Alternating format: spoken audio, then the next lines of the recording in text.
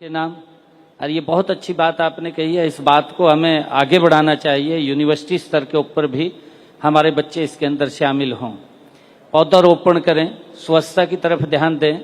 और सबसे बड़ी बात है कि इन सब बातों को ध्यान में रखते हुए चाहे हम खेलों की तरफ ध्यान दें, खेलों के अंदर भी हम उसके अंदर हैं, वो एक्स्ट्रा हमारी स्किलिंग होती है। उससे कोई भी काम हम करते हैं, एजुकेशन एक विषय अलग है, डिग्री हमने ले ली है, परंतु डिग्री के साथ साथ एक्स्ट्रा एजुकेशन हमारे पास, एक्स्ट्रा स्किलिंग वो भी उसी के साथ साथ हम सीखते हैं, पढ़ते पढ़ते ही सीखते हैं। और उसको ब्रॉड वे के अंदर चारों तरफ व्यक्ति कहाँ कहाँ देख सकता है, सोच सकता है, कर सकता है, वो पढ़ते पढ़ते ही उसके अंदर होता है। वही यूथ की स्किलिंग होती है और उसके अंदर आगे बढ़ता है। ये जो कार्यक्रम चला है, मैं कहना चाहूँगा जो हमारे ऑर्गेनाइजर हैं कि इसको और आगे बढ़ा करके यूनिवर्सिटी कॉलेज स्तर के ऊपर भी इसको ले जा सकें, जिससे कि बच्चों का एक इससे उनको नई तकनीक और नई ऊर्जा के साथ उनको काम करने का अवसर मिलता है। ऐसे से जब विजिट होते हैं उसके अंदर, जैसे आज पौधारोपण किया है, हमें इन्वायरमेंट के प्रति ये जागरूक होते हैं। आदरणीय प्रधानमंत्री जी भी इस बात को लेकर के बोलते हैं कि हमें एक पेड़ माँ के नाम लगाना चाहिए, और उसमें आज पौधारोपण भी आप सबने किया है। अलग अलग विषयों के ऊपर चर्चा भी करते हैं। ये किताबी जो ज्ञान है, उस ज्ञान से अलग हमें जो कुछ सीखने को मिलता है, उसी से ही व्यक्ति का विकास होता है। अच्छा है इसके अंदर, और आगे इसको बढ़ाया जाए तो इसके ऊपर जरूर इसको आगे बढ़ाने का हम काम करेंगे। Thank you. Thank you sir, thank you so much. बहुत बहुत आभार विधि, बहुत बहुत आभार माननीय मुख्यमंत्री महोदय आपका। इनके बाद आलोक हैं CUH महेंद्रगढ़ से। आलोक।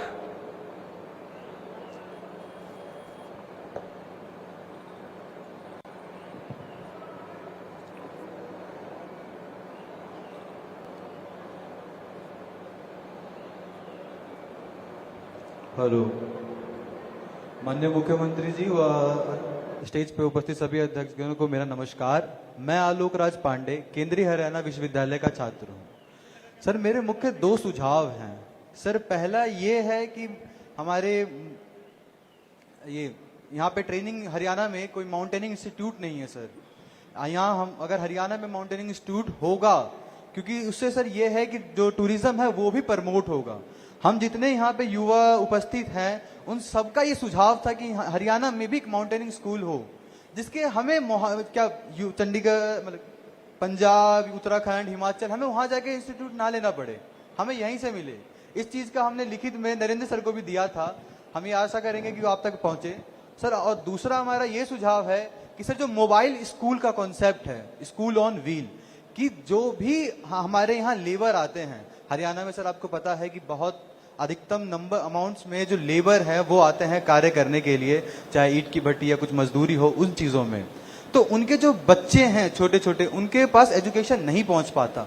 वो कुछ समय के लिए आते हैं, जैसे 3 महीने 6 महीने, तो उनके वो एजुकेशन में इनरोलमेंट नहीं हो पाते, स्कूल में वो दाखिला नहीं लेते, जिनके कारण वो शिक्षा से वंचित रह जाते हैं। सर, मैं ये कहता हूं कि अगर शिक्षा से लोग वंचित रह जाएंगे, आने वाले भविष्य वंचित रह जाएंगे, तो विकसित भारत 2047 का सपना हम कैसे पूरा करेंगे। तो मैं ये चाहूंगा कि उन तक एजुकेशन पहुंचे। हर डिस्ट्रिक्ट में एक मोबाइल स्कूल, जैसे कि स्कूल ऑन व्हील का जो कॉन्सेप्ट है, हरियाणा में स्कूल ऑन व्हील का कॉन्सेप्ट है, जो कि सिर्फ चंडीगढ़ और पंचकुला तक सीमित है। उसमें भी वो बस कुछ कुछ मुद्दों पर ध्यान देते हैं, हर मुद्दे पे नहीं। तो मैं ये चाहूंगा कि वो हर मुद्दे, बच्चों की एजुकेशन, साथ साथ में उनके जो परिवार वाले हैं उनको शिक्षा का महत्व बताएं। क्योंकि अधिकतर ये सोचते हैं कि हम पढ़ा लिखा के क्या होगा, हम इनको मजदूरी करवाएंगे तो 4 पैसे आएंगे। सर, इससे अच्छा कि उनको शिक्षा दिया जाए, उनको जागरूक किया जाए। धन्यवाद सर। थैंक यू आलोक जी, आपने अच्छे सुझाव दिए हैं। माउंटेन स्कूल का दिया है जो सुझाव, उसके ऊपर जरूर विचार करेंगे। और दूसरा, आपने जो हमारे ऐसे बच्चे हैं, आपने जो कहा है कि वो शिक्षा से वंचित रह जाते हैं, सरकार वैसे इसकी तरफ पूरी गंभीरता से ध्यान भी रखती है और काम भी कर रही है कि 0 ड्रॉप आउट उसके ऊपर हमारी सरकार काम कर रही है। एक भी बच्चा, यहाँ तक कि हम ट्रैकिंग करते हैं, जिस बच्चे ने पहली में एडमिशन लिया है, पहली से लेकर के 5वीं तक वो कहाँ है उसको पूरी ट्रैकिंग रखते हैं। 5वीं के बाद वो 8वीं तक जाएगा, कितने बच्चे बीच में ड्रॉप करेंगे, वो कहाँ चले गए, उसका भी हम ट्रैकिंग रखते हैं। +2 तक जाते हैं, +2 के अंदर जब पहुँचते पहुँचते कुछ बच्चे फिर छूट जाते हैं, उन बच्चों का भी ध्यान रखते हैं। हमने इसके बारे में सरकार के अंदर बात करके इस बात के ऊपर बड़ी गंभीरता से काम हम कर रहे हैं कि एक भी बच्चा कोई छूटे नहीं। अगर कोई छूटता है बच्चा तो वो कहाँ गया है वो कम से कम हमें पता हो, उसको लेकर के इसके ऊपर हम गंभीरता से काम कर रहे हैं। और आपने जो दूसरा लेबर के ऊपर जो काम करते हैं, बच्चे 3 महीने के लिए रहते हैं और टेम्परेरी आते हैं, हमने उसके लिए जो हमारा श्रम विभाग है, श्रम विभाग के तहत उन बच्चों को हम एडमिशन कराते हैं। एडमिशन करा करके स्कॉलरशिप भी उनकी जाती है, और स्कॉलरशिप के साथ साथ ताकि माँ बाप को कोई दिक्कत ना आए, कहीं हॉस्टल के अंदर भी अगर उनको छोड़ने की आवश्यकता होती है तो वो भी उसके ऊपर हम विचार करते हैं कि बच्चे अगर वहाँ रह करके पढ़ें, तो उसके लिए हम व्यवस्था पूरी कर रहे हैं। हाँ, मोबाइल स्कूल की इन्होंने बात की है, क्योंकि अलग अलग उसके अंदर जो संस्थान भी काम करते हैं, संगठन इसके अंदर लगे हुए हैं, और उसको लेकर के संगठन जो काम करते हैं वो शाम को उसके अंदर पढ़ाते हैं। हम भी देखते हैं उनको, सारा वॉच करते हैं, उसको देखते हैं। और जो आपने मोबाइल स्कूल्स की बात कही है, इसके अंदर इसके ऊपर जरूर ये विचारणीय है कितने बच्चे हमारे पास उसमें आते हैं, क्योंकि बहुत सारे ऐसे इंटीरियर के एरियाज हैं जिनके बच्चे स्कूल में नहीं जाते, परंतु जा सकते हैं। उनकी व्यवस्था भी हम वहाँ पर रह करके किसी न किसी कोई ना कोई उसकी व्यवस्था निकाल करके उसके ऊपर काम हम जरूर करेंगे। और जो मोबाइल स्कूल्स की आपने बात कही है वो देख के उसके ऊपर जरूर विचार करेंगे। आलोक जी, थैंक यू। बहुत बहुत आभार मुख्यमंत्री महोदय। और इनके बाद अगली छात्रा जो इस संवाद कार्यक्रम में भाग लेगी, मनीषा, CCS HAU हिसार।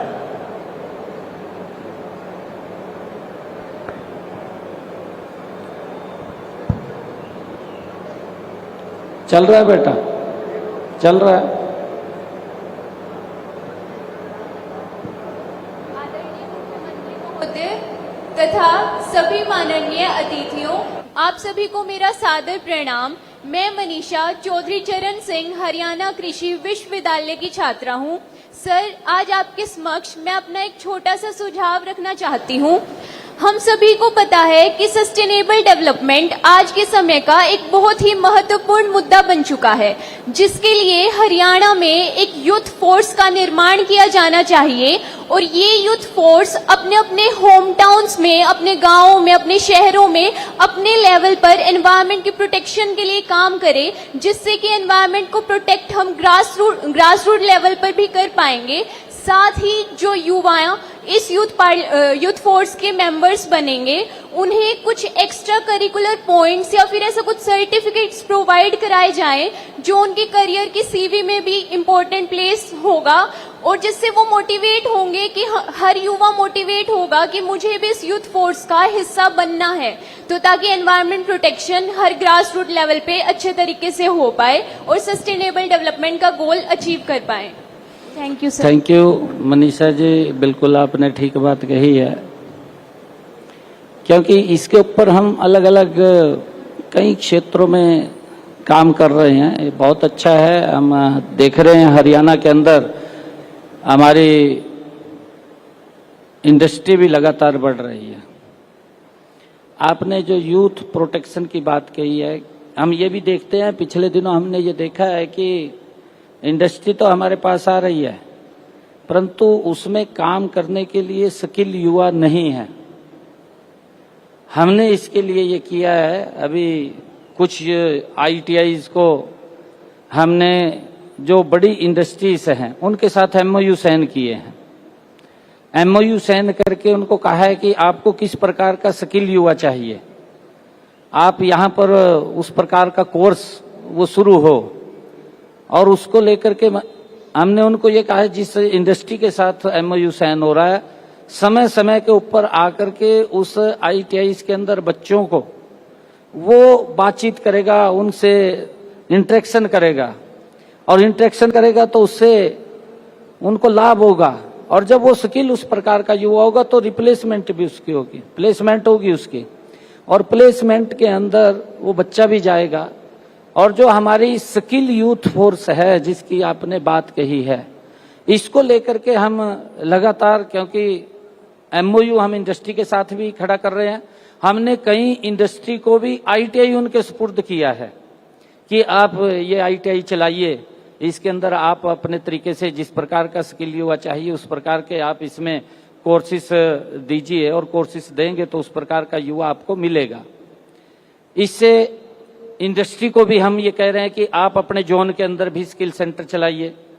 वो स्किल सेंटर वहां पर भी चला रहे हैं कि वहां पर जो जहां इंडस्ट्री का जोन है, उस जोन के अंदर बहुत सारे ऐसे अलग अलग प्रकार के अलग अलग इंडस्ट्री के अंदर स्किल युवा की आवश्यकता होती है, तो उस स्किल सेंटर्स के अंदर भी सीख करके युवा वहां पर अपना रोजगार कर सकता है। उसको लेकर के भी हम काम कर रहे हैं, और जैसा मैंने अभी कहा भी है कि हम युवाओं को उस तरफ भी बढ़ाने का काम कर रहे हैं कि वो अपने पैरों पे खड़ा हो, वो रोजगार लेने वाला नहीं, रोजगार देने वाला बने।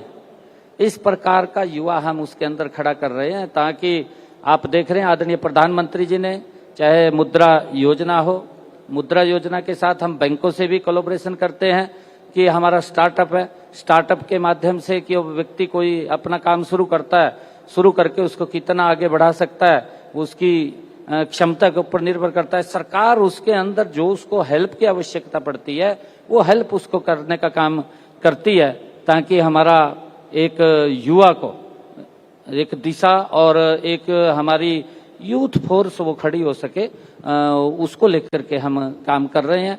और इसके अंदर जो आपने सुझाव दिए हैं, उन सुझावों को भी हम गंभीरता से और विचार करके इसको आगे बढ़ाने का काम करेंगे। Manisha ji, thank you. धन्यवाद सर। धन्यवाद मनीषा। इनके बाद यूथ वेलफेयर कमेटी के सदस्य के रूप में सोनाक्षी हमारे सामने आएंगी। MHU करनाल की आप छात्रा हैं। सोनाक्षी। मेरा आप सभी को नमस्कार। मैं सोनाक्षी महाराणा प्रताप हॉर्टिकल्चर यूनिवर्सिटी की स्टूडेंट हूँ। मैंने अभी अपना फर्स्ट ईयर ही कंप्लीट किया है और मेरे को यहाँ अपॉर्चुनिटी मिली कि मैं यूथ कमेटी की मेंबर बनी 10 मेंबर्स की। सर, मेरी आपसे बस 2 ही सुझाव है। पहला तो ये है कि जो भी बजट आता है किसी भी कॉलेज में, उसमें ना स्टूडेंट्स ये उठाते हैं, डिबेट कुछ भी होता है कि हमें पता नहीं कि कितना बजट आया है, ना आपने हमें ये बताया कि स्पोर्ट्स का इतना बजट आया है, किसी और चीज़ का इतना बजट आया है। तो मेरी ये आपसे ये सुझाव है कि आप उनको मेंबर्स को भी करो कॉलेज में कि हाँ, स्टूडेंट्स को भी बताओ कितना बजट आया, आपको पता हो कॉलेज के बारे में। और सर, मेरा दूसरा सुझाव ये है कि स्कूल्स में, काफ़ी स्कूल्स में और कॉलेजेस में भी यूथ पार्लियामेंट जैसा इवेंट होता है जो गैदर करता है एक मतलब अपॉर्चुनिटिस्ट स्टूडेंट्स को जो अपना पॉइंट रख सकें। यूथ पार्लियामेंट के थ्रू कंपटीशन वाला भी बिहेवियर आता है उनके आगे, रीजनल लेवल, नेशनल लेवल, यहाँ तक पहुंचे। तो कॉलेजेस में भी ये हो event. Thank you sir. Thank you Sonakshi ji. अभी जो आपने बात कही है बजट की, मैं पहले तो आपको इस बात से अवगत कराना चाहता हूं, क्योंकि जब सरकार बजट पेश करती है, सरकार जब बजट पेश करती है तो अलग अलग हेड को कितना पैसा गया वो बाकायदा फैक्चुअल होता है हर विभाग का। अभी मैंने कहा है कि हमने 20 करोड़ रुपया यूनिवर्सिटीज को रिसर्च के लिए दिया कि हमारे युवा रिसर्च कर सकें। बजट की घोषणा थी ये 20 करोड़ रुपए की, अभी जारी किया है मैंने। सभी VCs को बुलाया था, VCs को बुला करके उनके बीच में जारी किया है, वो पैसा चला गया उनके पास। ये बजट क्योंकि कहीं छुपा तो रहता नहीं है, उसकी जानकारियां आप सबके पास रहती हैं। दूसरा जो आपने बात कही है, हम लगातार यूथ को आगे बढ़ाने के लिए, आपने जो यूथ पार्लियामेंट की बात करी है, यूथ पार्लियामेंट के अंदर लगातार कॉलेजेस, यूनिवर्सिटीज अलग अलग ये कार्यक्रम करते रहते हैं। और जब ये कंपटीशन होते हैं, जो फाइनल कंपटीशन होता है वो लोकसभा के अंदर होता है। आपने कभी शायद उसमें हिस्सा लिया हो, और उसमें हमारे लोकसभा के माननीय अध्यक्ष स्वयं चेयर करते हैं कुर्सी को। सेंट्रल हॉल के अंदर वो होता है अलग अलग, क्योंकि कंपटीशन होता है, पूरे देश से छंट करके आते हैं, फिर उसमें जो क्लियर होते हैं तो तब वो लोकसभा में पहुंचते हैं। और एजुकेशन को बढ़ावा देने के लिए लगातार हम काम कर रहे हैं। मैं आप सबकी जानकारी के अंदर एक बात भी बता देता हूं, क्योंकि हमें पता होना चाहिए कि सरकार क्या काम कर रही है, क्या नहीं कर रही है।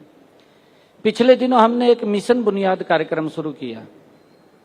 मिशन बुनियाद 9th और 10th के बच्चे, उनको हम 103 स्कूल उसमें चिन्हित किए हमने। 103 स्कूलों में से उनको एक्स्ट्रा पढ़ाई कराई, टारगेटेड करके बच्चों को 9th और 10th के। उनका हमने टेस्ट लिया, टेस्ट लेकर के उनको हमने जो उसके अंदर जिन्होंने क्लियर किया, सुपर 100 एक अलग हमने संस्थान खड़ा किया कुरुक्षेत्र के अंदर। सरकारी स्कूल के बच्चे, हमारे जो सरकारी स्कूल में पढ़ने वाले गरीब परिवारों के बच्चे, 103 स्कूलों से उनका टेस्ट लेकर के सुपर 100 के अंदर हमने उनको कन्वर्ट किया। जो सुपर 100 के अंदर बच्चे पढ़ाई करते हैं, कुरुक्षेत्र में संस्थान है, उसके अंदर लगभग 400 बच्चे थे अब की बार जिन्होंने उसके अंदर पार्टिसिपेट किया। 400 बच्चों में से जो वो पढ़ते हैं, स्क्रीन के ऊपर हमारे जो मिशन बुनियाद के बच्चे हैं वो भी पढ़ते हैं उनके साथ, और तभी वहां से हम उनका टेस्ट लेकर के उनको वहां पर एडमिशन देते हैं। अब की बार उन 400 बच्चों में से 271 बच्चे हमारे देश की IIT, IIM, NIT, एक साधारण स्कूल में पढ़ा हुआ बच्चा गरीब परिवार का देश की बड़े संस्थानों में एडमिशन हुए। अभी 2 रोज पहले नीट का रिजल्ट आया, उस संस्थान के 61 बच्चों ने नीट में क्वालिफाई किया, वो डॉक्टर बनेंगे। सरकार किस प्रकार से एजुकेशन को आगे बढ़ाने का काम कर रही है कि जिस व्यक्ति को, कई बार व्यक्ति ये सोचता है कि पैसा नहीं है माँ बाप के पास, नहीं पढ़ सकता है आगे, वो दिक्कत आ जाती है उसके सामने, ये व्यवस्था हमने की है। और ऐसे बच्चे उसमें से निकल करके आए जो देश की प्रतिष्ठित IIT खड़गपुर में बच्चा गया, हमारे हरियाणा का IIT रुड़की में गया बच्चा, देश के जितने भी प्रतिष्ठित IITs हैं हमारे हरियाणा के बच्चे गए हैं। मैंने उनको बुलाया, उनसे इंटरेक्शन किया, उनके माँ बाप आए, उनसे बातचीत किया। एक अलग प्रकार का सरकार इस प्रकार का वातावरण उसमें खड़ा करती है ताकि बच्चे को आगे बढ़ने का अवसर मिले। बच्चा कितनी मेहनत करके आगे बढ़ सकता है ये बच्चे के ऊपर भी निर्भर करता है। सरकार उसको प्लेटफॉर्म उपलब्ध कराती है। आज आप देख रहे हैं, मेरे लिए खुशी की बात है, हरियाणा के अंदर एक वातावरण खड़ा हो गया। एक गरीब परिवार का बच्चा बिना पर्ची बिना खर्ची के, जो कल्पना से परे थे, सोच भी नहीं सकते थे कि HCS अधिकारी लग जाएगा, HCS अधिकारी लग रहे हैं, गरीब परिवार के बच्चे लग रहे हैं। बच्चे के मेहनत के ऊपर है कि वो कितना आगे बढ़ सकता है। हमने उस व्यवस्था को ठीक किया है, उसके परिणाम भी सार्थक आ रहे हैं, और परिणाम सार्थक आ रहे हैं तो उसकी चर्चा भी फिर हो रही है। ये सरकार का एक इस प्रकार का प्लेटफॉर्म देना जिम्मेवारी होती है। अच्छा है, मुझे आपने जो सुझाव दिए हैं उनको ऊपर जरूर हम आगे बढ़ा रहे हैं और बढ़ाते भी रहेंगे। इसमें और भी कोई आपकी तरफ से सुझाव हो तो लिख करके जरूर दे दीजिएगा, जिससे कि हम उसको शामिल कर सके। Thank you Manisha. बहुत बहुत आभार सोनाक्षी, बहुत बहुत आभार माननीय मुख्यमंत्री महोदय। यूथ वेलफेयर कमेटी के ये विद्यार्थी हैं, लगभग 200 विद्यार्थी इस कार्यक्रम में हमारे साथ शामिल हैं। आपकी बात मुख्यमंत्री महोदय तक तो पहुंची ही है, साथ ही आपके सभी जो विश्वविद्यालय हैं उनके DSW साहब भी यहाँ पर बैठे हैं, उन तक भी आपकी बात पहुंची है। बहुत बहुत आभार। देवी और सज्जनों, प्यारे विद्यार्थियों, हम सब जानते हैं कि समाज लोकतंत्र में सशक्त कराने की दिशा में बहुत मजबूती के साथ काम करता है और प्रदेश सरकार लगातार संवाद कार्यक्रम करती रहती है। बीते दिनों प्राकृतिक खेती के किसानों के साथ संवाद हुआ है, नशे के विरुद्ध केमिस्टों से माननीय मुख्यमंत्री महोदय संवाद करते रहे हैं। पुलिस अधिकारियों के साथ संवाद इस बात के लिए होता है कि कानून व्यवस्था को हम कैसे सुदृढ़ बनाएं, मजबूत बनाएं। तो इस संवाद की एक श्रृंखला प्रदेश में चल रही है। तो आज युवाओं के साथ संवाद है और साथ ही जो हमारे सेब, फल, सब्जी उत्पादक किसान हैं उनके साथ संवाद है और व्यापारियों के साथ संवाद है। तो व्यापारियों के साथ संवाद कार्यक्रम हम शुरू कर रहे हैं। हमारे साथ मोनू मेहता हैं जो एप्पल ट्रेडर हैं। मोनू मेहता जी, उनको प्लीज माइक दीजिएगा।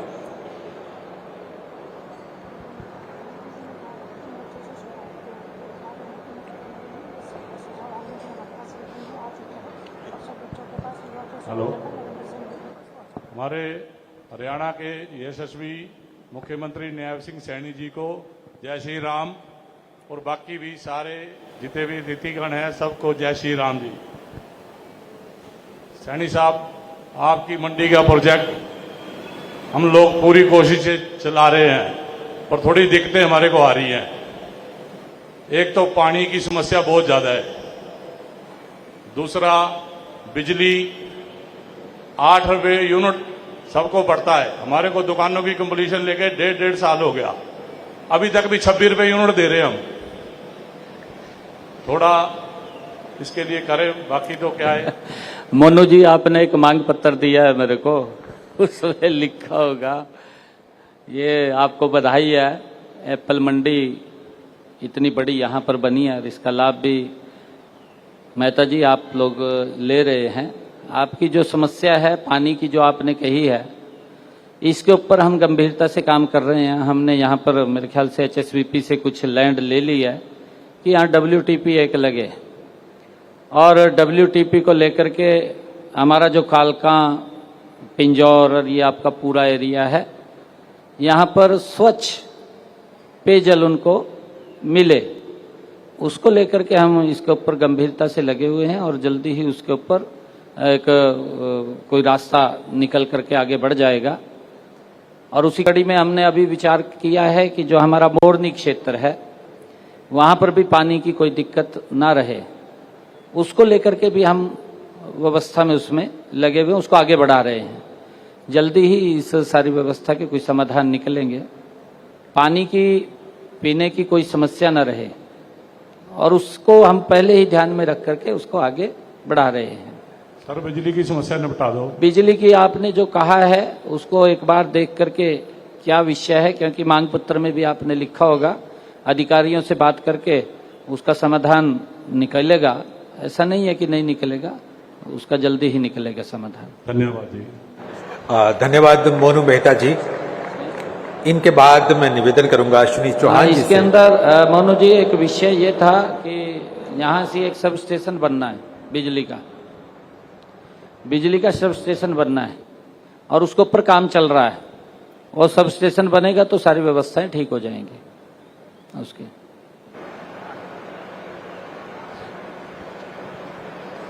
हेलो, माननीय मुख्यमंत्री महोदय हरियाणा को नमस्कार, और मंच पे बैठे सभी अधिकारियों को नमस्कार। मैं अपना परिचय आपको देता हूं। मैं एक व्यापारी भी हूं और एक किसान भी हूं। मैं 25 साल से इस व्यापार में जुड़ा हूं और पहले चंडीगढ़ में काम करते थे, फिर सेक्टर 20 में किया, फिर अब यहाँ पे अपना पिंजौर एप्पल मार्केट में कर रहे हैं। हमारे का एक समस्या है कि आप 17 जून 2024 को यहाँ पर पधारे थे, तो आपने मार्केट फीस का 1% से एक तोहफा दिया था, 0.5% का। उसके बाद 2025 में ये फिर दोबारा से 1% लगा दी गई है, जो कि बहुत ज़्यादा है।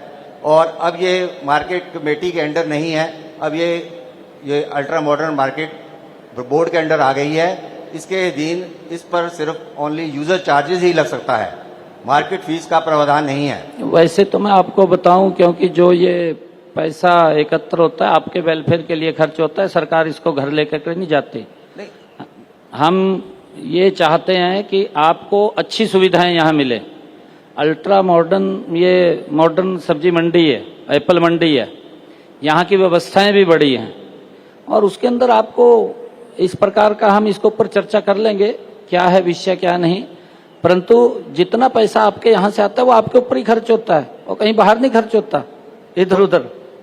मोदी साहब, ऐसा है कि हमारा एक सुझाव था कि आप जैसे 20 किलो का बॉक्स होता है एप्पल का, उसके ऊपर 5-6 रुपए प्रति बॉक्स के हिसाब से चार्जेस लगा लें, और 10 किलो का एक बॉक्स होता है हाफ बॉक्स, उस पर 3 रुपए प्रति बॉक्स के हिसाब से लगा लें। ये मेरा सुझाव है।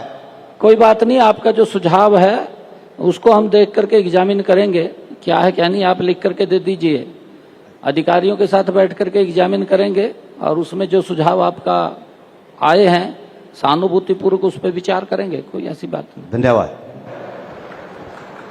धन्यवाद अश्विनी जी। हमारे साथ ब्रिजमोहन जी हैं।